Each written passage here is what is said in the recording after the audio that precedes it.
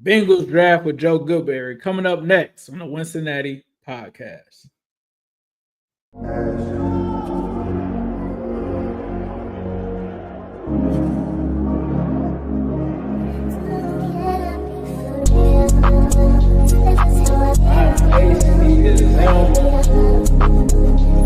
It's an exciting time to be a Bengals fan.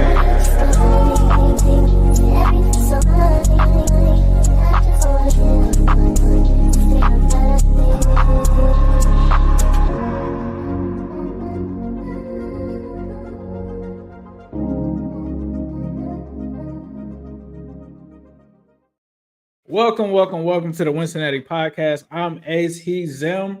And of course, we have a special guest for you guys tonight. We're talking Bengals draft. So we had to bring in the legend, Joe Goodberry. So he will be joining us today. Zim, before we get into that and introduce our legendary guest, what you got going on today, brother? Nothing much, man. But Uz, he's going crazy at all these camps and stuff. So he had a real big day at camp. So left that, went to training. So I've been basketball mode. So I'm happy to get back to football. But I will say this. I had an epiphany today. Everything that me and you've been talking about, as we're going to unveil on the show, I don't think that they're going to go either route. I really don't. And I'm gonna see what Joe has to say about it. And I'm really excited to have this conversation because I don't know if people know that we like talk to Joe all the time. And I don't know. It's just one of them things. It's like where you just let the GOAT do his thing and we just kind of get together and you know what I mean? Like, and then we talk ball. So yeah, I'm excited to have this conversation. No, I am as well. And without further ado, we are going to bring in the legend, Joe Goodberry. What's happening, bro? What's going on, guys? It's good to talk to you again. I'm making my Santa Claus once a year round trip, seeing everyone bringing these draft gifts and draft takes. For sure, brother. This is your time, man. This is Christmas. It is. Hey, look, he hit me one day. I forgot what he said. And I said, man, I appreciate that. He was like, yeah, that's your one you get all year. That's like, why I remembered that. I said, I'm going to say I'm Santa Claus. I was like, thanks, Santa. You're so damn swell. Like, that's so amazing, bro. But yeah, man, how you feeling tonight? I'm good. I had work today. So, I just got out at 6, did a thing with Lance McAllister, and then hopped on with you guys after I chilled with the kids, made them some quesadillas. And now I'm like, all right, let's go. Lock in. Nice. What are the toppings on the quesadillas, Joe? We got to know. What are you putting any kind of meat in there? Is it just the cheese? What are we doing? So the girls just want the cheese, but my son wants meat. We had chicken. He wanted turkey in there. So I was like, well, you want lunch meat turkey? All right, I'll throw it in there, but it works. Nah, anything works in quesadillas, bro, for sure. Kicking things off, Joe. Yeah. So we just got kind of who's going to be coming to the combine. I don't know if you've seen the list or not. It's kind of out there on Twitter, but they have the official draft. Yeah, that's gotten invited to the draft. I'll get it pulled up here. But before we get into that, Zim, if you wanted to actually ask him a question, I'll get that pulled up so I can show him that list of players there. I want to just start off and just come in hot on the whole topic. Like, I saw your tweet, probably it's been about 2 weeks now, where you said you think Bengals go Harmon, right? And now we're April 14th. We're getting really close to the draft. What are you feeling like right now? What's the temperature based off of these visits and all the information that you acquired since that time? Are you still Harmon? So I do this every year, about a month out. I try and put something out there that would make sense. Who do I think is going to be there? It's probably the hardest part about it, right? And then, because if I think I can narrow it down to 5, 6, 7 players that would make sense to them, what they typically draft. Now they got to be available, right? And to me, when I was doing that, it's like, all right, I think Walter Nolen's going to go top 15. I really like Walter Nolen. I think the teams will. Since then, you haven't heard that much heating up for him. It's been teams in the teens to the 20s bringing Walter Nolen in. So I'm like, okay, maybe Walter Nolen will be there. Maybe won't. Maybe they won't have to start the run on Derek Harmon. But teams in the 20s are talking to Harmon. So would it be, what range or what order will they have him in? But when I do this every year, and you guys probably deal with this as well, you will typically get some good texts or DMs of, not so fast, buddy, or hey, we like this guy, or we've been talking to, whatever it may be. It can be a lot of things. So sometimes it's just casting out there. Let's see what we can get from this. So I did get some good information on that. And I do think Harmon is still in the discussion. I would still have him in my top 6, depending on how the board falls. But I think we got a bunch of guys to talk about tonight. So I've got the list pulled up here, Joe. Right now, for those at home, it's going to be Tyler Booker, Zim's guy, Jihad Campbell, Will Campbell, Abdul Carter, Will Johnson, Jackson Dart, apparently, as well.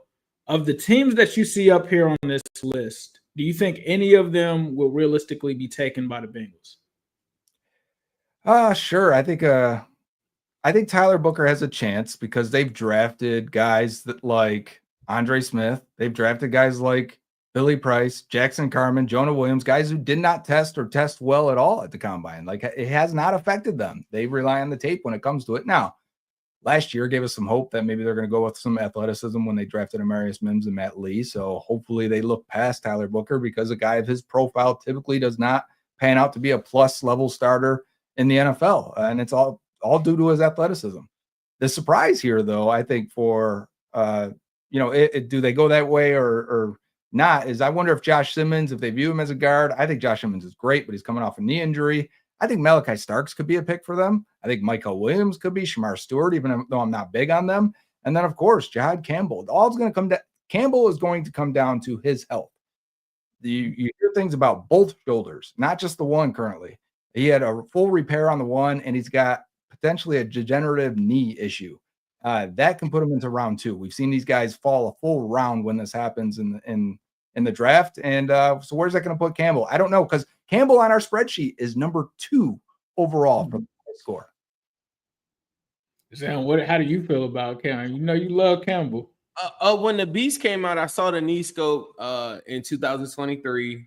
I didn't, Joe knows this. I didn't feel any type of way. I feel like I don't know. That's not that uncommon for me. And I just feel like a torn labrum. I've seen so many guys just play through that. Like, well, even in high school when I played, like, torn labrum isn't a big deal. You've seen Logan Wilson, you've seen T. Higgins. If you're a Bengals fan, you've seen them play through it. I will say this, and I even put this in our group chat. I started off Walter Nolen, and I also went, now I'm a jihadist is what they're calling it on the internet or whatever, right? But I have looked at this too. Since 2015, only 6 D tackles have been taken in the first round. And you factor in the fact that since 1994 is the last time the Bengals took a defensive tackle in the first round. So those two things right there, in my heart of hearts, I feel like they should do like a Walter Nolen, or they should get a Jihad Campbell or something like that. Mm-hmm. But I just woke up today feeling like, man, with all of these, this is maybe a safe way to do it. But all these tackle converts that I think have the potential day one starting at guard. You think about Joe Burrow. I argue all day on the internet. Joe Burrow's never had a top 20 offensive line ever. 6 years later, you look at guys like Banks, and you look at these guys that are there, or the tackles that could fall to them.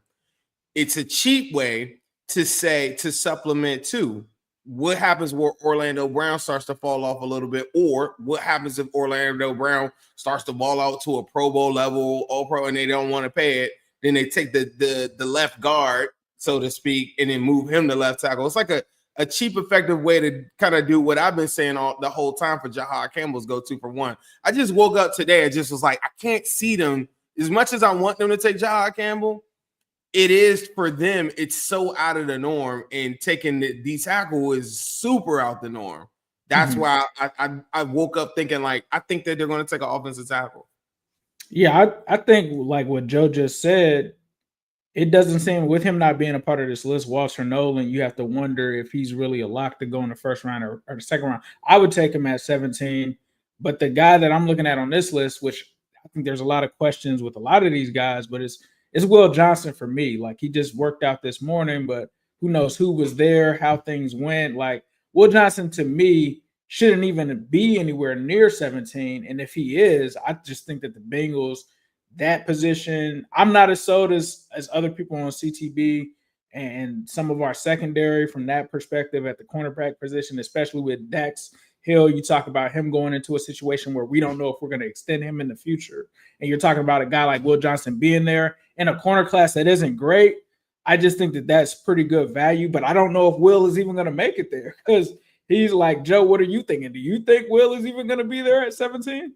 I don't think he'll be there. I still think he's the top corner for a lot of teams. We'll see if Jahdae Barron is up there. And I'm not considering Travis Hunter, obviously. We don't know what position he'll play for. Do you think Barron can play anything outside of nickel in the NFL?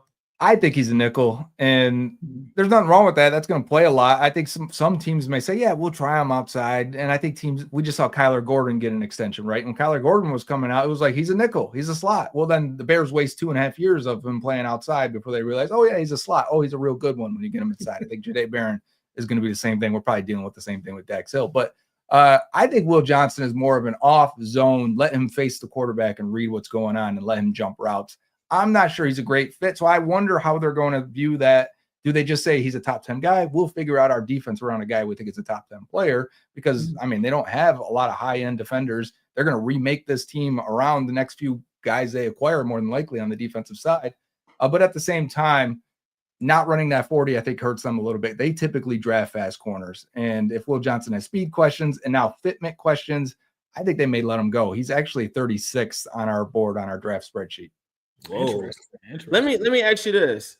If they were to draft Will Johnson, this is the bigger. I know the Bengals get attached to drafting corners in the first round, but who goes? I didn't hear the very end of that. I was saying who goes to the bench. That's the question that I've been asking. And it's like, probably Cam Taylor-Britt. Right? It's probably Cam because he's just so inconsistent. Maybe it would be a fire lit under him. Maybe you trade Cam Taylor-Britt. Maybe you get back a 4th round pick during the draft because I still think he's startable. For whatever reason, he's got to get his head locked in again and get to the point he can be. But we're talking, hey, Cam Taylor-Britt for 3 years now is graded very well PFF for man coverage. That's what L. Golden does. And number 2, contract year.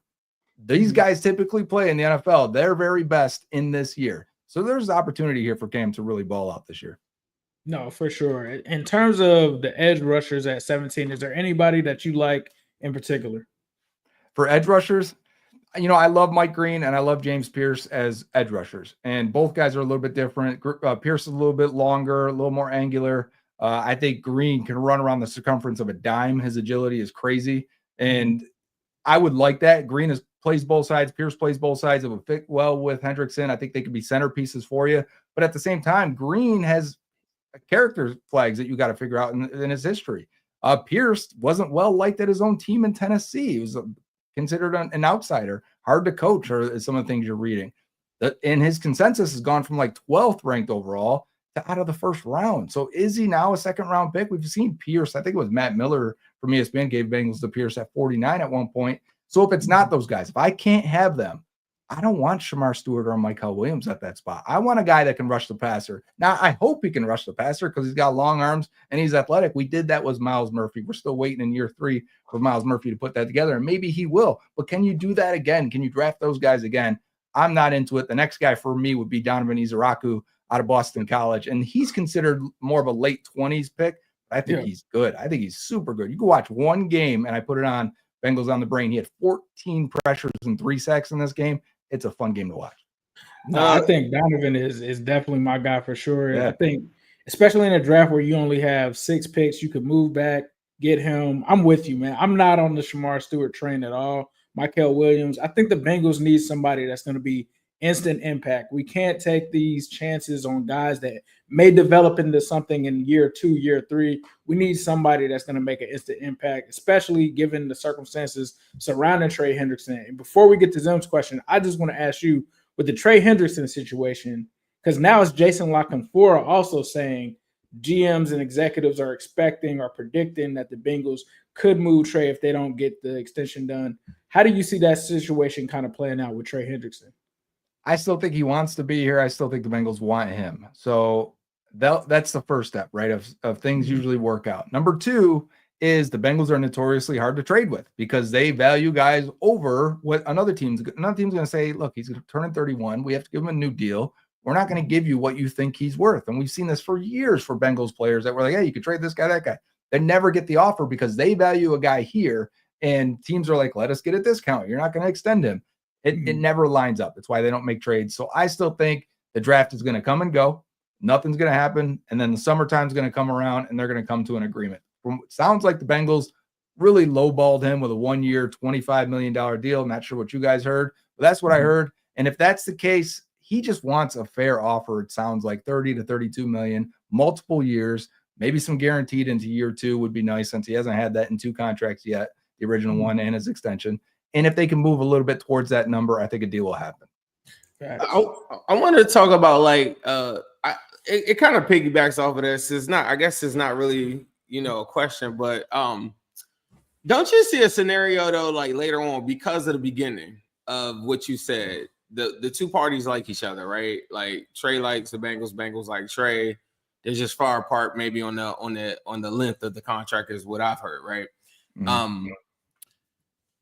Don't you see a scenario where later on, like the guy, like say they do draft a guy like Pierce or somebody like that, and then later on, I think it's like the teammates and everybody coming up to him and saying, "Hey, like Trey, like we kind of need you, bro." And they got this guy James Pierce on the other side, like for example, or like I'm just throwing out a name, and we talked about this on.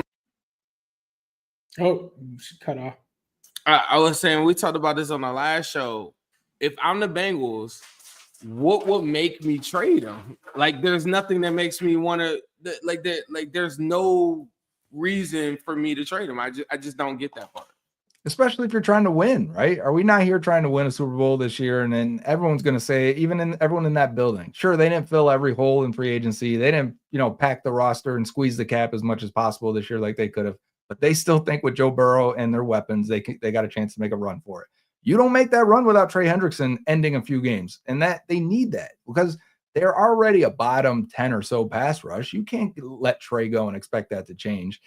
So you get Walter Nolen, Derek Harmon, and say, Trey, we got some interior pressure here. You haven't had that in a while. This is going to help you. You get Mike Green on the other side. That's going to help you. Donovan Izaraku on the other side. Ashton Gilotti, whoever. Pick your DN. This DN class is crazy, actually. People are talking about the D tackle class. The DN class is crazy. That was my next question I was going to ask you is, forget pick 17. I think 17, like, it could go so many different ways. Mm-hmm. Tell me about guys like later on. We talked.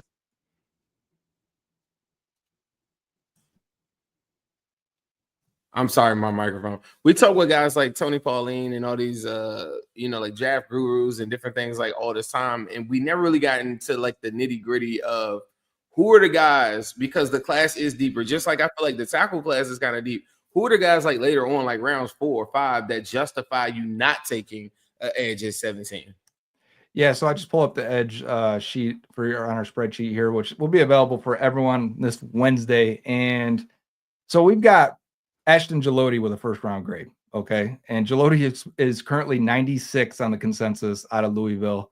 And if we're talking third, fourth round, if we're talking between that pick 81 and was it 119 in the fourth round, I'm all over that. This is a guy that plays powerful, can kick inside the defensive tackle, is athletic. He's a little stubby, but whatever. He runs through your face.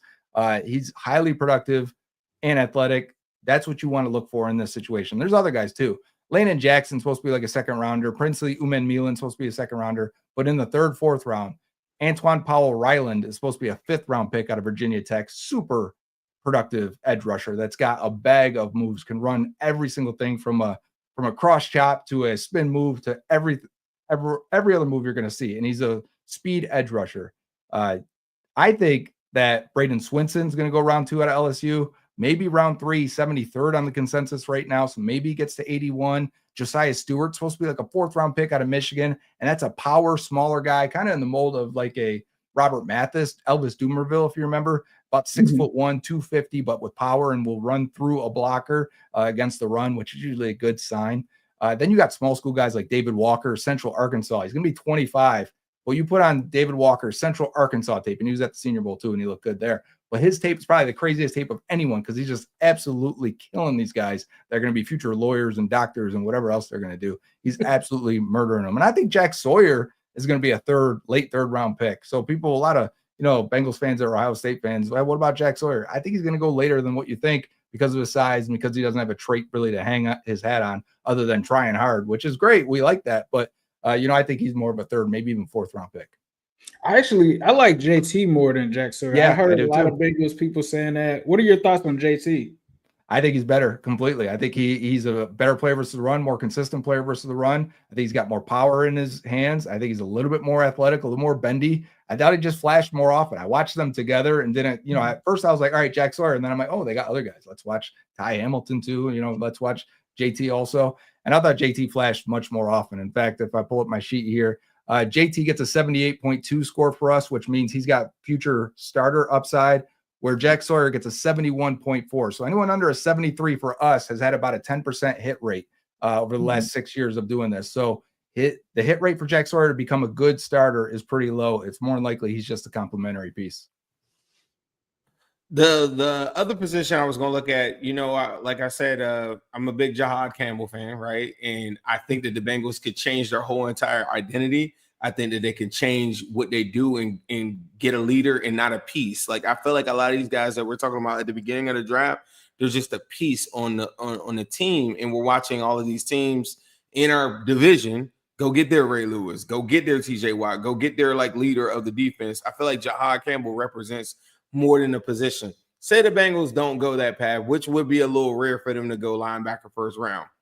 What are the linebackers later on that you feel comfortable taking with the Pratt situation being what it is? I look at it like I'm not relying on Oren Burks, Meta, I look at like a special teamer, Shaka Hayward. He's a good guy, to replace some of the guys like a Bocce, exactly. And I mean, here we are. We have one Logan Wilson coming off of a season where he just missed 6 games. To me, it's a high priority position. I agree with you, and especially it's kind of frustrating. We don't have resolution on guys like Jermaine Pratt right now, right? Either trade them, cut them, whatever it may be. They're probably waiting to see what they get out of this draft class. It's a weird draft class at linebacker, especially for our process. Like I said, we love Jihad Campbell. I think on tape, Campbell is amazing. I don't think he's an edge rusher. Some people try to sell it like, hey, he can also rush the passer. Listen, if he's rushing the passer, you need to find some better pass rushers. He's a good blitzer, but that means you probably need a defensive end, right? So draft a defensive end. But Campbell is just nasty, fast, physical, super smart. I did a whole video on him where he's calling out motions, calling out checks and everything before they even happen. He's calling, hey, the tight end's about to come in motion and block you at the end. They're going to leave you unblocked and they're going to bring the tight end over. And he's telling his DN before the offense is even set to line up. So I want that. And we're talking about a super young dude that was 20 on tape and a rare athlete with great size. I would love Jihad Campbell if he's healthy. Other than that, though, there's only one guy I really even like, and there's probably only one other linebacker that goes in round 2, and then everyone else is probably afterwards, and that's Carson Swessinger out of UCLA. And Swessinger is a former walk-on that was killing their plays in practice. I was reading a story from Chip Kelly talking about, who's this walk-on killing our plays, like a Rudy situation. And they're like, no, it's not that he knows our plays. He's reacting, and he's reacting faster than everyone. You flip on the tape of UCLA, and you're like, oh, he's getting to the hole before the linebackers do. This dude's a freak athlete. Plus, he's mentally a super fast processor. Plus, though, he's patrolling that middle of the field and the deep third of the field in Tampa 2, covering deep and making plays on the ball. Yeah, I think Swessinger is the man. And even though he's a walk-on, that's typically lower pedigree. I think his tape was excellent. And then after that, there's a lot of good linebackers, but a lot of them are pieces and parts. Whether it's, to me, I like next on our spreadsheet, it lists guys like Teddy Buchanan and Cody Simon, who are supposed to be 5th, 6th round picks. Those are the next 2 highest scoring guys. And then Danny Stutzman out of Oklahoma, who's supposed to be a 3rd or 4th round pick. So where's the guys that are in the 3rd round that are supposed to go? Is it Chris Paul? He's 99th on the consensus board. Is that more 4th round for them? And I think Chris Paul is a fun player out of Kentucky. That's great against the run, strong tackler, physical tackler, his vice grip hands. Demetrius Knight, who's 25 years old. He looks damn near 30. He's a good player. I just told him that in the text earlier today. I said, I'm telling you. Demetrius Knight, though, is good on tape, but he's 80th on the consensus. Yeah. So, again, are we talking 3rd round? And when you're that old, you wonder what the upside is. So it's a weird class. Mm-hmm. Everyone keeps saying, Jack Kaiser, 5th, 6th round. Sure, but I think there's better there. But how do you feel about linebacker? Because I feel like the value of a linebacker, I almost feel like it's similar to running back. You can get one in the 4th, 5th round. I don't feel like you have to take one at 17 to get a linebacker. How do you feel about linebacker and the value of it within the draft, especially with the needs that we have this season?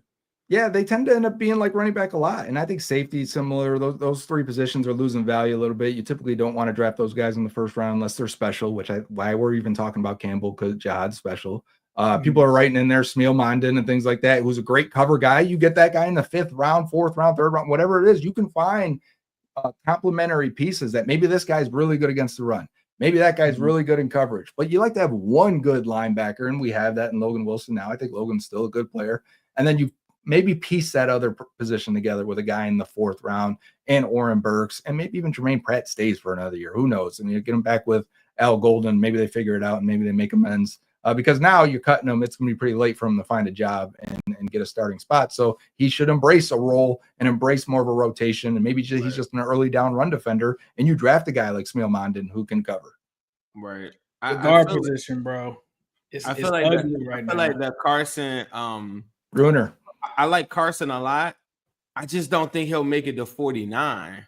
Carson Schlesinger, my bad. Yeah. Carson Schlesinger. I think that like Colts at 44, and because there aren't any linebackers, and in the press situation, I literally think that they're holding on Pratt just because they have an intention of getting a linebacker, and they're going to do the Andy Dalton to Joe Burrow thing where as soon as the draft is over, after they draft. Yep. Then they're going to be like, yeah, Pratt, you can go at that point. I really feel like they don't have any other strategy other than the fact that they don't have any other answers. The free agent linebacker class is horrible. And they're just like, yeah, if we get one, then we'll let you go, Pratt. But if we don't, we'll just keep you around. Yeah, and I think it's tough because even if he gets to 49, it's funny, as I'm saying this, Chuck in the comments about to say the same thing. Say you don't get a guard in the 1st round, right? And Tate Ratledge is still there, Donovan Jackson, whoever, Arianti Ursary is still there, and a bunch of guys they brought in at line. Say TJ Sanders is still there at defensive tackle, probably the last upgrade from Chris Jenkins and McKinley Jackson, who just drafted last year. If you don't get TJ Sanders at 49 also, then you just might as well not draft a defensive tackle until the 5th, 6th round because it's just going to be a rotational piece anyways behind Chris Jenkins and McKinley Jackson. So it changes it up. And then say you do that. Say it starts Calvin Banks, TJ Sanders. You go trenches. Well, now 3rd round, I want to get a safety. Is Andrew Makuba still there? Is Kevin Winston Jr. still there? What does that look like? And then now we've kicked linebacker down the road. And that's you do these mocks, right? And you're like, what position don't I want to fill this time around? Because you're not going to get them all. Right.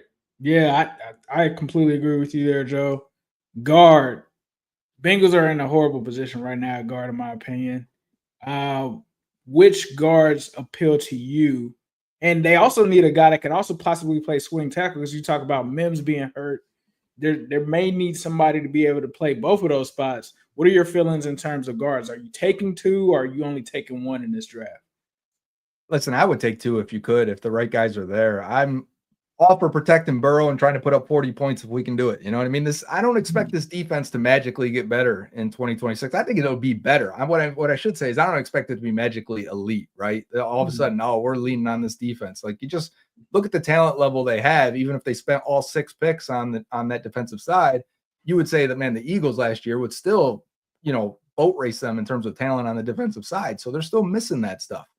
So if it's up to me and the opportunity presents itself, and like I said, Kelvin Banks is still there at 17, and I think could play at left guard. I think he'd actually be a great guard, maybe a Pro Bowl level guard before he kicks out the tackle if he ever gets to that point. He's 20 years old on tape, started all 3 years, 5-star recruit with great size, great wingspan, plays with power and strength, put on that Michigan game, and he's blocking Mason Graham and Kenneth Grant because they're sliding their protection over, and he's holding those guys up really well and playing with great leverage. I would love Kelvin Banks at 17. And if you do that, and then you come back and in the 3rd round, in the 2nd round, in the 4th round, Charles Grant's still there in the 3rd, Ozzie Trapillo's still there, Jonas Savaiinaea is still there in the 3rd round, whatever it may be. I'm in. If you want to do it, sure up the guard spot. Let's go. Put up a wall in front of Burrow. Let him pick. As good as Burrow is, and as good as he is under pressure, his numbers when he is kept clean are absolutely crazy. Keep him clean 5% more of the time, and he's going to win MVP. I think 90% of the NFL goes offensive line. I think because we've had such a bad history with the whole Abuehi, Jake Fisher, Jackson Carmen, all that.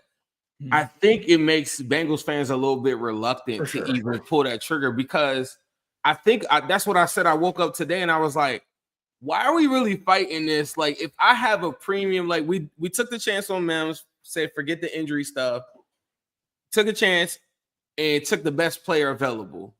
And if Banks is the best player available, I'm not mad at that. And I'm still coming back to that position, 3rd, 4th round, regardless, either way. And that guy's going to have to battle, I guess, Lucas Patrick or whatever that guy's going to have to battle. You know what I mean? And or maybe Brandon Scherf, like these rumors, whatever is on standby. I don't know. But regardless, I just think that you can't go wrong like doing that, honestly.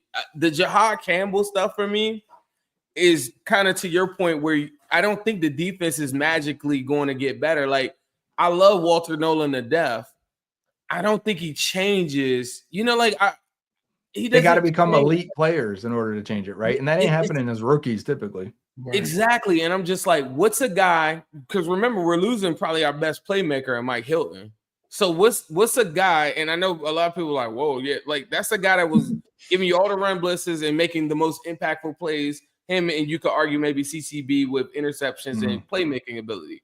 So what's a guy that can impact those positions and what position do we need? That's where Jihad Campbell comes from to me. It's because you can address that, and now you kind of have like, even if he isn't great year one, weak side linebacker, have him chase down mirror quarterback, mobile quarterbacks, and then eventually he becomes like this thing that everybody wishes that they drafted.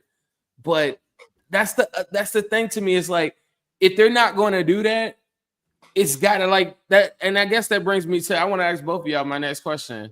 If you could formulate without even, I guess we'll have a chance to do, but what would you do if you had your ideal, draft, if everything went the way that, without seeing the names, like how would it go? Like what would the order go? Would it go offensive line first, guard next? I mean, tackle first, defensive tackle? Like how would you even do that? Well, I would say for me, it would be defensive interior, swing tackle second round, edge rusher third round. For me, I struggle with this question because I try not to look at positions, right? For me, I want playmakers. You give me more playmakers. Who's going to make a play on third down? Trey Hendrickson, right? Who's going to make a play on third down on offense when I need it? Who's going to make it in the red zone? Who's going to make the play when I need one made? We're down 10 points in the second quarter already. There goes Jamar for 60 yards, right? Like you need playmakers. You need guys that take the game over. And watching playoffs, I come to this conclusion every single year. Your players are winning these games. It's become like basketball where you're giving it to your stars and you're just letting them roll. And these other dudes that are out there on the field that are okay players, whatever, they don't matter as much. And I know that guy can get beat. I know Hakeem Adeniji will get beat on third down and it'll kill you. But who's he getting beat by? Aaron Donald, Chris Jones, right? They're getting beat by their stars. So I want as many stars as possible. I don't care what position they play. That's why I'm in on Nick Eamon-Wari at 17, because give me a 21-year-old that's a freak athlete that they called Nick the Eraser at South Carolina that said he knew their entire defense was lining guys up as he was 18 years old, stuck playing there. Like that sounds great. Give me that. I'd love that. Bro, he's one of the best. He's one of the best tacklers I've seen come out of the draft in years too. Like I was somebody from his school talked about this too recently, and the same person I think spoke on Hobson's show not too long ago as well too. I mean not Hobson, Horde. But on there though, like his tackling ability, like all the agility, all the stuff that we're looking for, I think he has a lot of that stuff. To me, only reason I brought up positions is because I feel like I would hate for them to just say we need a position because we failed to fill it in free agency, and I think as a result, it's kind of made us look at we're forced to look at guard. You can't like there's nothing you could do about it. Like you're forced to look at guard. You're forced to look. For me, I'm forced to look at linebacker. Like I don't think what they have at linebacker right now, I'm assuming Pratt isn't on the roster. I don't think that can work, and I think teams would exploit it. You're kind of forced to look at running back too if you're looking at Perine as just a pass protector, like. And then you see all of these I love Jaden Blue, like later in the draft. I like all these different running backs that I'm just like, I gotta get one of those too, right? Yeah, because it's such a strong running back class. And I think it's a strong guard class, which is why I consider taking two of them. I think the best classes this year are guard, running back, defensive end. And to me, like, okay, take those guys. If there's value there, if that means I can wait and get a guard in round 3 and a defensive end in round 2 and a running back in round 5, then fine. But also when I look at it, I'm like, if I could have the top player at a corner. I don't care. I'll take if Travis Hunter was still there at 17, I'd take him. So like to me, it's less about position and more about give me dudes. I need more dudes on this roster. I'm with you. It's about impact, and that's what the Bengals I feel like have been lacking since they drafted Joe Burrow and Jamar Chase and T. Higgins. Like they haven't had guys that are impact players that have come in, been all pros, Pro Bowler. We can't even get a Pro Bowler outside of it being like a layup pick, like a Jamar Chase or something like that. They just got to take somebody that's just good. I'm tired of them kind of sitting on their hands, waiting for guys to fall to them, and then kind of going with Plan C and a guy that's going to have to kind of develop over the years. We need guys that can step in right away and have some sort of impact. So I'm with Joe on that one. Joe, I want to ask. You just muted again. Yeah, Joe, I want to ask you this too. Everybody, get your pen and paper out. You say you're going to drop this out on Wednesday, right? Mm-hmm. Give me your top sleepers that you think are under the radar that everybody should be paying attention to. That possibly, like how you just told us about the edge rusher that you had the first round grade on from Louisville. Girotti. Like, give me your under the radar guys that you just believe that there's absolutely no reason that people aren't talking about them. Okay, so like I said, Jihad Campbell's number 2 on the board. He's 18th on the consensus. Pretty big discrepancy there. Nick Emanwari's 23rd on the consensus. He's 6th on our board. Mike Green, 18th on the consensus. He's 8th on our board. It gets even crazier, though. TJ Sanders, who I talked about, 57th on the consensus ranking. He is 10th on our board. Even further than that, the biggest gap we have ever had in 6 years of doing this, on 14th on our board, okay, is a safety from Wisconsin named Hunter Wohler. He is 201st on the consensus ranking. Hunter Wohler is a dude. Go watch. I made a post about this because the discrepancy is the biggest we've ever had. We never had basically 180 points swing on this. Dude's got elite athleticism, elite production. They said he was the heart and soul of their defense in intelligence and character. And when you watch him at safety, he's more of a strong safety, cover the slot, cover the tight end, makes a bunch of plays on the ball, makes a bunch of tackles. Dude is good. And he's supposed to go in the 7th round, 6th round, 7th round. Like, I keep doing these mocks and grabbing them in the 6th before anyone else can. But yeah, there's other big gaps too. I would guess Jaden Higgins is 47th on the consensus. He's 20th for us. Wide receiver, we really don't need that. Jared Wilson, the center from Georgia, is 81st on the consensus. Bengals pick 81st. We have him 22nd on our board, and I think he's got the size to play guard. I think he can play guard. Harold Fannin Jr. at tight end. Bengals may take a tight end too. We kind of want to replace Eric All, but Harold Fannin's 82nd on the consensus. He is 23rd on our board. Wow. Yeah. Well, Joe, we can't let you get out of here without doing a little quick mock draft. So we are going to put you on the clock, my guy, with the PFF mock draft. We'll do a quick 3-round mock draft. This is the board right now. You got Walter Nolen, Malachi Starks. Are we drafting as the Bengals, or are we doing who I would take? Who you would take. Who you would take. Okay. In this scenario, then I'm taking Walter Nolen. All right.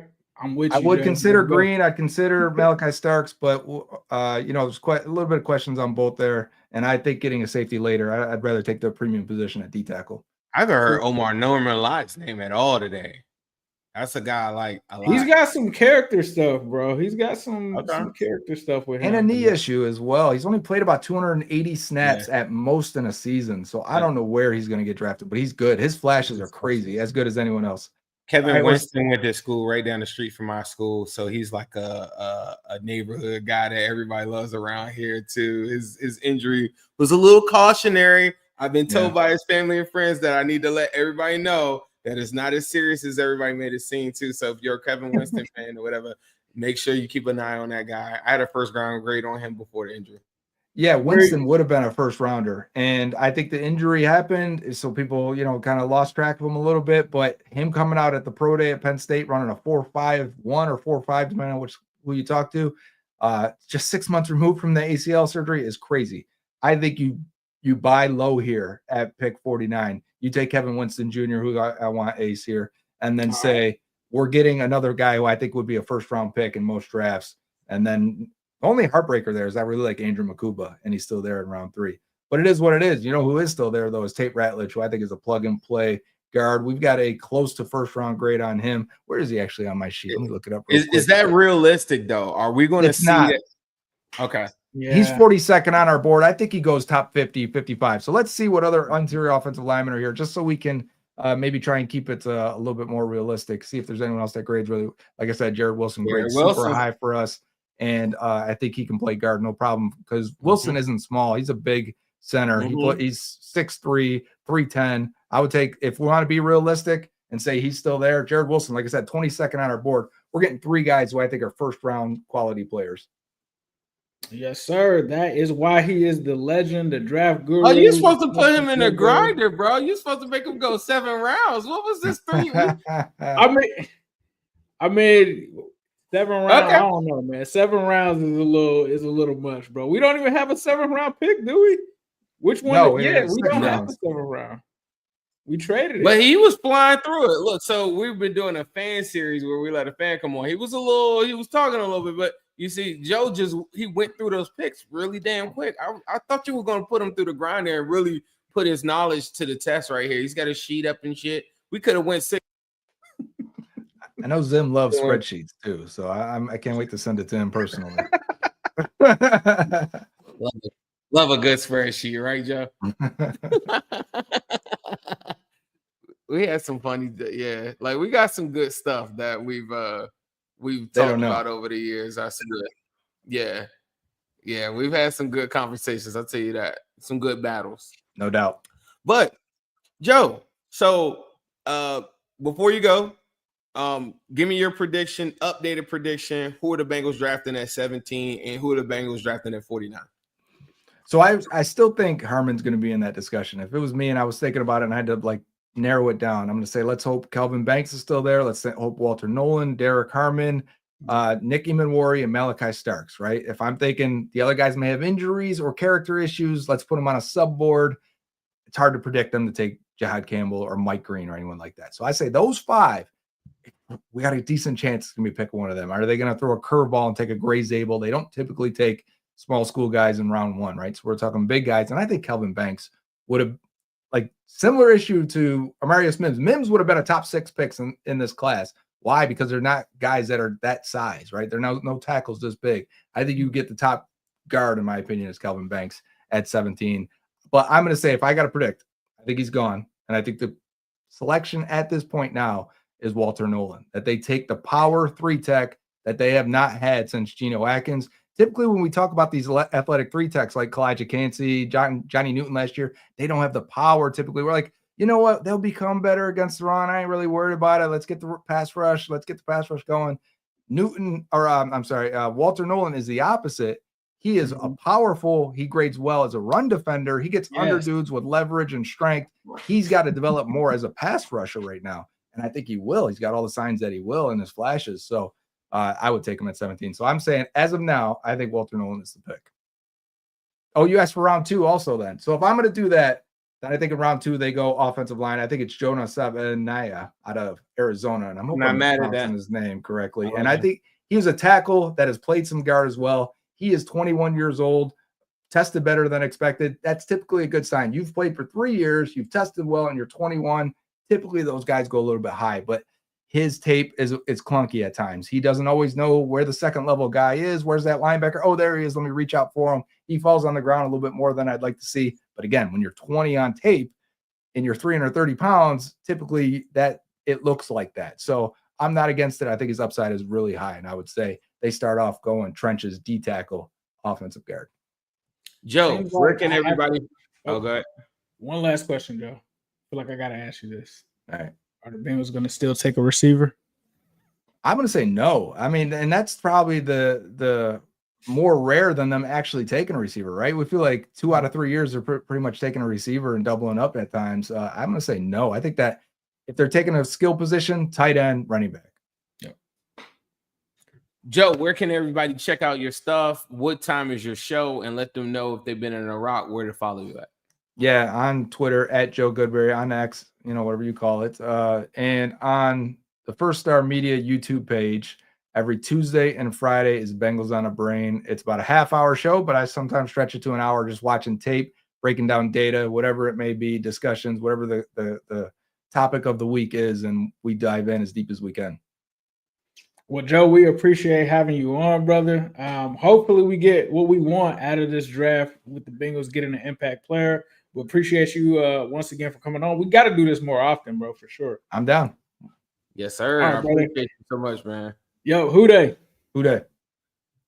That was Joe Goodberry, the legend, the analyst, coming on talking draft, bro. Like he's on the Mount Rushmore of just draft people in general. I feel like draft Twitter back in the day, I feel like you can't talk about draft Twitter without Joe Goodberry, and that's outside of the Bengals itself. I mean, like you said, he was just ripping them here and there, talking about everybody. But you saw who he landed on at the end, though, right? I'm not mad. Remember, I was a Nolener before you were even born. You see what I'm saying? We're a Nolaner. That's what I'm like, bro. I was doing yard work, and this man Zim was telling me on Walter Nolen for like an entire hour, and I was not gonna lie, I was sitting there like, bro, if they tackle, that means that that Chris Jenkins was just a wasted pick. And you were like, no, bro, he's gonna have 300 snaps where he could come in and do his thing. Yeah. And so as I found out he was better against the run, and I was like, shit, give me 500 snaps. I was like, bro, that thing about him not being good against the run is like made up. I don't know who made that up, but as soon as people were trying to put him in that, I think people were trying to put him in that whole. You know what I mean? Like some of those. You're a Kalijah Kancey, like Joe said. You're a Kalijah Kancey, Johnny Newton type of guy. You can't be good against the run, and it's like, nah. I'm not saying he's this guy, so hear me clearly. But he's from that Geno Atkins mode where I can pass rush and I can stop the run. Yeah. Stylistically, from that standpoint, I think he could do both. I just think feel like he does make it so McKinley Jackson can play his true position too. I think McKinley Jackson is in a true nose. I think he has the ability to get off ball and be able to go and rush the passer. And he's got a real quick first step. Like I learned a lot about McKinley Jackson this past season. I think Chris Jenkins would probably take on a lot more of like, they would just have to two gap a lot of stuff. They're not going to be able to single up and have this a prototypical nose. Right. So then stylistically, I'm thinking like, well, how does this go?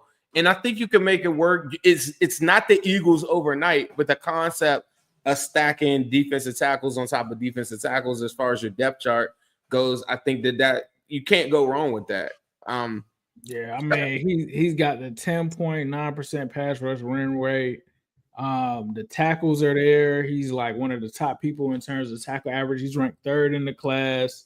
When it comes to his sacks in terms of standard deviation, he's near the top because you got to have someone that's consistent as well.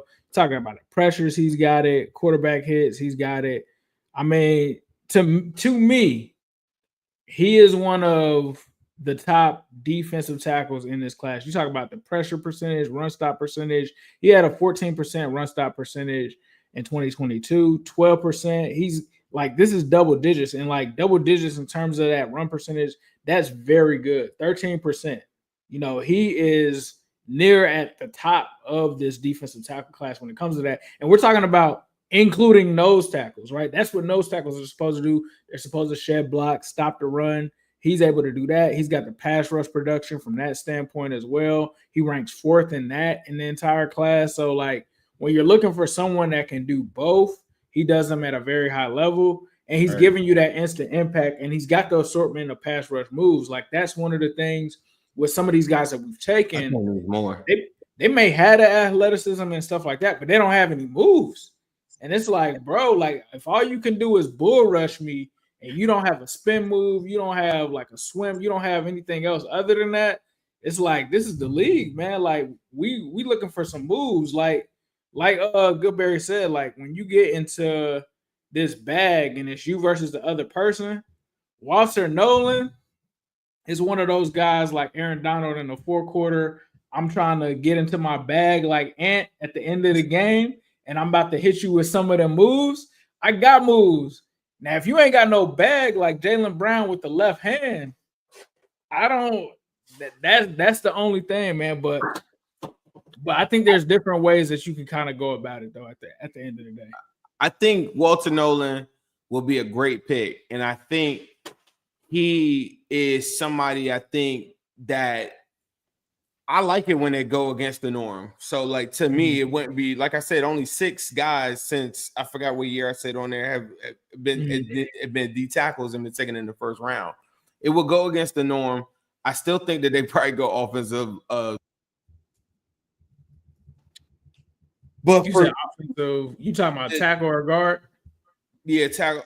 Not a guard in the first round. It would be a tackle convert. So, like, you would have a guy that plays for like year one, like swing tackle, somebody that can play both. A convert that you're going to start a tackle, not a swing that. You just went out. No, like a guy that comes in year one, not a swing. He's starting at guard, but he has the ability to go to play tackle. Yeah. So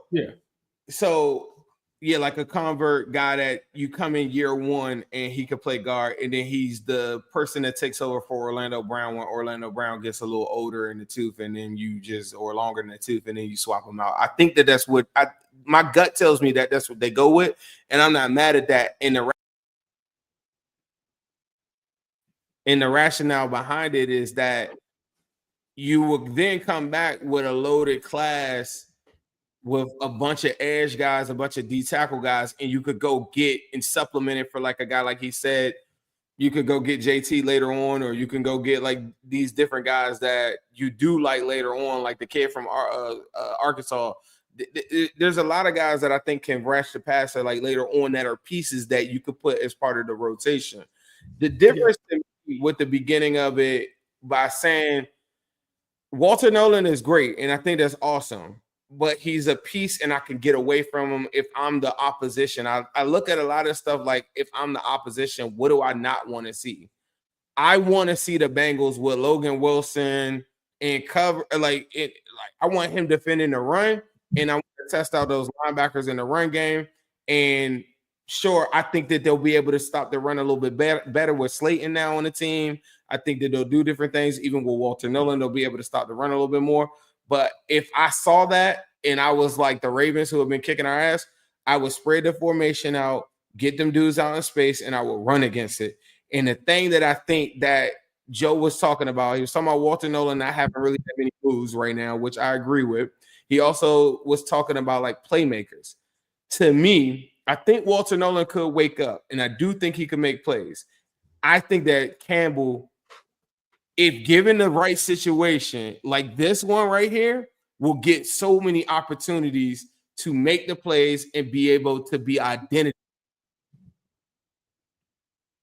The Bengals have gone so long without, we tried this with Odell Thurman. We tried this, like we had a couple brief years with Burfict. We had all these different things that we have. We watched all of our opposition go get their Ray Lewis, get their Roquan, go get their, you know what I'm saying? You could go way back in the day with, you know, the Steelers, Kevin Green and all these guys like that. The Bengals don't really have a history of that mean guy that's like that. See, Javon Walker, or whatever his name is, they have the same build, but he is an edge, and he probably is going to go top 10. Jihad Campbell is not that. He's a guy that has the ability to blitz, not play edge, none of that. He just can blitz if you needed him to.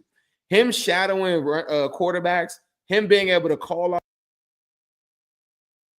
him being able to take over the defense, him being able to be identity on the defense. Like, how many times have y'all played the Ravens and y'all seen like Roquan and just see him get them late hits, get all these type of hits that are like, they run away from him. They try to get away from him a lot.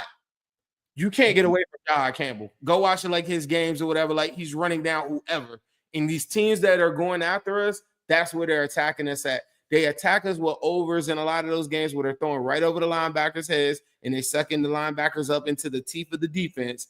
You can't do that with Jihad Campbell. He could penetrate those gaps, and he could also be able to jump back into coverage if he had to, and he could blitz. And for a bad defense, he would have so much impact on this team. And that's, to me, I think if the Bengals weren't so needy of a brand new nickel or a legit safety and all these different things, I wouldn't feel like there's probably as strong about Jihad Campbell. I just feel like they're at a time where they need a playmaker. To me, he's like Jamar Chase of the defense, bro. Like, he's going to make plays. I'm not saying that Walter Nolen wouldn't make plays. I think Walter Nolen gives more stability. I feel like Walter Nolen is a little bit more safer. I can get away from him, though. I could pitch to the outside. I could throw screens. Like, I could eliminate him in my game. You can't do that with Jihad Campbell in these games, bro. I think that goes to my whole argument when you were just saying all of that about Walter Nolen. Is like, I know what he could do, and I listened to everything that you said, and I don't have a problem with any of those things. But I do think I can strategize to do different things to get away from him, just like we did with some of the best defensive tackles that we face. Of course, you can't get away from Aaron Donald of the world. Of course, you can't get away from Chris Jones, but you can strategize and do different things from Jihad Campbell's of the world, Roquan's that are running around. His comp is Jihad Campbell's comp is Junior Seau, like one of the best linebackers like ever. Like, this is not an edge rusher. This is a prototypical linebacker that has the athleticism in a new modern body of the NFL. I just think that would be crazy for the Bengals to pass up. In the other big reason, and it's the same thing I feel about Walter Nolen. If they were to pass on Jihad Campbell or Walter Nolen, and the Steelers or the Ravens or the Browns or anybody like that in our division get them, there would be a nightmare. If Jihad Campbell got paired up with Roquan, if Jihad Campbell made it to like the Steelers or something like that, if they got any opposition, will pay for it. Yeah, I mean, I like him. I think that when it comes to linebacker, the position is as well, it's very dependent on defensive linemen. Like, so yes, you can have Roquan Smith and those guys, but you can't ignore the guys that they have setting up the run plays, creating the pass rush opportunities, controlling the line of scrimmage. Like, that's going to help your linebacker. So I think in order for him to also be effective, you got to make sure that your front four are good. Now, could they do that with the front four that they currently have? I'm not sure. I think with Trey Hendrickson, sure. But if you don't have Trey Hendrickson there, is BJ Hill helping him out? I think a lot of people don't look at one of the reasons that the Bengals linebacker struggled last year is because the front four wasn't good. They weren't setting them up for success. I remember talking with people that talked to Tez like back in the day. They were saying like Domata Peko, he hated him because he wasn't able to make as many plays as he really wanted to because of the weakness of that position. So I do think that he is a playmaker. I would take him on the Bengals. However, I think Nolen, when it comes to this class, I think he's easily the top defensive tackle from a pass rush and run stop kind of thing. I wish we could take both of them. If they could somehow land both of them, or if they could get somebody else pretty good, I think that you're going to have instant impact guys. The thing about both of them is I think that they're both instant impact guys, whereas I think Mike Green is too. The thing that scares me about Mike Green is Bengals have never drafted anybody out of Marshall, ever. And I don't know if they're going to start taking somebody like that in the first round. The one thing about the Bengals that I will say, in the first round, they've taken guys in the second, third, I don't even know even second, but third, fourth round, they'll take some of those guys from smaller schools like the Logan Wilsons and stuff like that. I don't know if they're going to take one of those guys that didn't go to a Power 5 school in the first round. So I think, if it's Jihad Campbell, if it's Walter Nolen, I want it to be Mike Green. I just don't know if they're going to really do it from that position. I think they look at a Malachi Starks, but it'd be interesting to see what they do. But I do agree with Goodberry I don't think either of these guys is turning this defense into an elite defense. It's going to have to be something that they build over time. I do think, though, if you come in and put Jihad Campbell at linebacker, he's instantly kind of the face of the defense. He is going to have some sort of impact on it. However, I don't know. They're saying something wrong with the mic. I don't know what that means for Logan Wilson. I don't know what that means for Jermaine Pratt. I don't know what that means for any of them. But at the end of the day, the Bengals are going to have to fix these areas that they need. And at the end of the day, I don't even care if it's a running back. If the person is an instant impact player that has some kind of potential to be a Pro Bowler, a future All-Pro, a future anything, that is what the Bengals need right now, especially with them investing all of this commodities that they have in Joe Burrow, T. Higgins, Jamar Chase. They are going to have to get better play at these other positions for low cost as it stands right now until those contracts come due. So we'll see what that ends up being. But shout out to Joe Goodberry for coming through. Want to toss it to our sponsor at Midwest Best Barbecue, and then we'll be back to give you guys our closing thoughts. Now they call T. Higgins, or you say number 5s. Either way, you'll be winning. It's them hot honey lemon peppers. Now they call T. Higgins, or you say number 5s. Either way, you'll be winning. They was them hot honey lemon peppers. Now they call T. Higgins, or you say number 5s. Either way, you'll be winning. And much love to Mama T, Uno and CTB. MB's got Bengals wings, and now we just added T's. 9 to 5 winning things. Gritty for Uno wings. We say yes, Sirski now. Like Aces and be saying that T got them new wings. Only at MB's. Hot honey lemon peppers. Now you can call them T's. Hot honey lemon peppers. Now they call T. Higgins. Or you say number 5s. Either way, you'll be winning. It's them hot honey lemon peppers. Now they call T. Higgins. Or you say number 5. That was nice. I ain't gonna lie. Yes, sir. Shout out to Midwest Best Barbecue 669 Justice Court in Loveland, Ohio. Make sure you stop in there and let them know Ace and Zim sent you. We're doing all of this talking, man. Bengals gonna take Tyler Booker at 17, bro. Everybody's gonna go crazy. That'll be nasty. I don't think that they're that thirsty for a guard like that. I think like a guy like Kelvin Banks, though, I think is real. I really think that Joe probably told them, I've never had a top 20 offensive line. We, as the fans, we don't really talk about protecting them. Like when you see the opposition, they always be like, why y'all not just drafting the offensive line? Right. Like, what do you say to that? Like, what do you say? You know how I am, bro. I'm with the trenches. So if they have a guard, tackle, to me, I'm taking a guard at 17. Like, they don't have a guard. They don't have a left guard. I can't take a guard at 17. I can't take a guard at 17. I can take a tackle at 17 that has the ability to play guard and start him at guard. Why wouldn't you? They could because you don't take guards in the first round of a draft. Bro, they took Kevin Zeitler. He was in the first round of a draft. Bro, and they didn't have to. They've been looking for one since he left. Could look up. You still there? Yeah, just the positional value of a guard in itself, that will be the biggest mistake of their lives, because guys like Ratledge and all the top guards will be available like second, third round. I'm not taking a guard first round. I'll take a tackle. What if you don't get one? What if Ratledge goes right before you and then there's so many others? That's why we were asking them the question that we just asked them, like the dude with that long name or whatever from Georgia. I mean, not Georgia, the Sylvania dude that they just were talking about. Yeah, from Arizona. Like, from Arizona that took the visit and stuff. Like, you just pivot to one of them dudes. Where it's so many dudes that you could take all the way to the fourth round that would start on the Bengals offensive line. I'm not tripping off that. I'm not taking a guard first round. Not with the edge, the guys, the corners, the edge, like the position itself. It goes back to that tight end conversation from before. The money, and that's what happens with the running back thing too. Is like the money just doesn't add up. In this day and age, I'm gonna agree to disagree, but I think in this day and age, when you got Aaron Donalds and Chris Jones and these guys like affecting, like having one of those guys that's special, and you got a game plan for them, I'm taking a guard. I will bet you any amount of money there will be not one guard taken in the first round of this draft. You don't think Tyler Booker will be taken in the first round? I would bet that he's getting taken. If he is, it's going to be 20. He got invited to the draft. He's at the thing. Yes, he's on that list. Outside of Booker, is another guard getting drafted in the first round?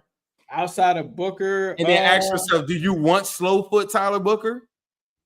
I mean, I don't. I mean, some people consider Will Campbell a guard, depending on who you talk to, and they feel like he's going to be like an all-pro guard. So I think if you consider him a guard too, I think, Will Campbell and I think Cooper, he's a tackle. He played at left tackle.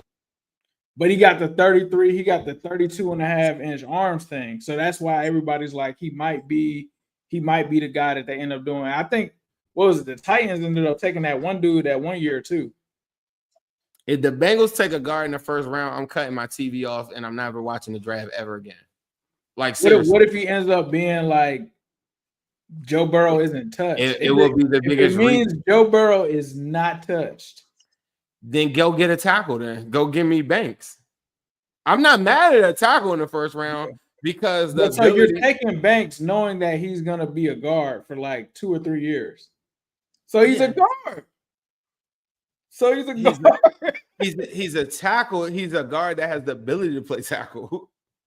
Yeah. Yeah. You know what I'm saying? Like a guard like Ratledge or these centers that can just play guard. Look at the money. Like them dudes at the top end get 10, 12 million. You're cheating yourself. They get like 10, 12 million dollars or whatever. That's a big contract for them. Tackles, 20-something million. So you need to the way you supplement that is by getting them on cheap labor for 4 years. That's the reason why tackles go over guards. It's not because of their value on blocking Aaron Donald. It's you're cheating yourself. The money. And I understand that, but I got 2 tackles. I got Marius Mims and I got Orlando Brown Jr. But I get what you mean. Like you want a tackle that can play guard. Whereas me, I'm just like, bro, I need these 2 guards. I don't need to see Volson. I don't need to see that dude from New Orleans there. I don't need to see Cody Ford. If they do their homework, you could get what you want. I'm saying, look, if they do their homework, it's not just Rattlers. It's hella tackles and hella guards that are available. Like even the center you just talked about from Georgia. There's so many different guards that's going to be available that would start easily second, third, and maybe even in some in the 4th round. I think you have the ability, Bengals, bro. I think you have the ability to go and get one of those dudes in within 2nd, 3rd, 4th round. You could take Banks in the first. You could take any tackle in the first, but the guard has to come after that, and that's a law. Like right now, like there is no guard worth the first. Booker, I don't like. I would be mad at Booker. I don't know. Booker might go first round. If Booker ended up good, I would be mad at first. But if he ended up good and Joe wasn't touched, I wouldn't care. Yeah. Ultimately, but I just would think it would be like a reach, like at 17. Yeah, give me Booker. I would move back. Give me him in a trade back, sure. In a trade back, yeah. Nah, I don't. Yeah. Unless it's Banks, I'm not touching. Oh, I don't think. Will Campbell is a pipe dream at this point. So there's no way. The kid Mabuba or whatever from Missouri, you got him. Any of them dudes fall? Like, yeah, I'm taking any of them. Yeah. I'm gonna tell you one that nobody thinking about. I know that the Bengals are very impressed with what Eric All did. Tyler Warren is a guy that I think could be available to them at 17. And much like how you've been talking about the running back conversation, I think that the Bengals have seen what a blocking tight end with the ability to be able to go inline can do for their team. And this dude is a lot like Brock Bowers. He's a lot like Michael Mayer. He might be there at 17. And that's another one I wouldn't be mad at. But the board itself, say like how you were saying earlier, Will Johnson's on the board. It's hard to justify taking a tight end over a cornerback. It's hard to justify taking a tight end over all of these positions. I could go on for this. Loveland too. Yeah, we end up doing a whole nother show. I think Loveland will be there. I think Loveland's another one. I think Jihad Campbell's going to be there. I think Jihad Campbell's going to go 19 to the Buccaneers. And I'm going to be pissed that Jihad's going to be on the board. But if they took starts your boy Nolen or our boy Nolen, they take any of them play, I'm not tripping. If they take Banks, I'm not tripping. But like if they took some dude like no business being taken or whatever, like, and then I watched the hog go up, that's the part that would set me off. Like I couldn't take that. I don't know. Yeah. Well, hey, we appreciate y'all for tapping in. Make sure that you hit us with that like. Make sure that you comment. Make sure that you share this with your friends. Let us know what you guys thought about this episode. Let us know in the comments who you think we should bring on in the future. We appreciate that as well. This has been the Wincinnati Podcast. We appreciate you guys so much for rocking with us and continuing to support the movement. Who Dey? Yes, sir.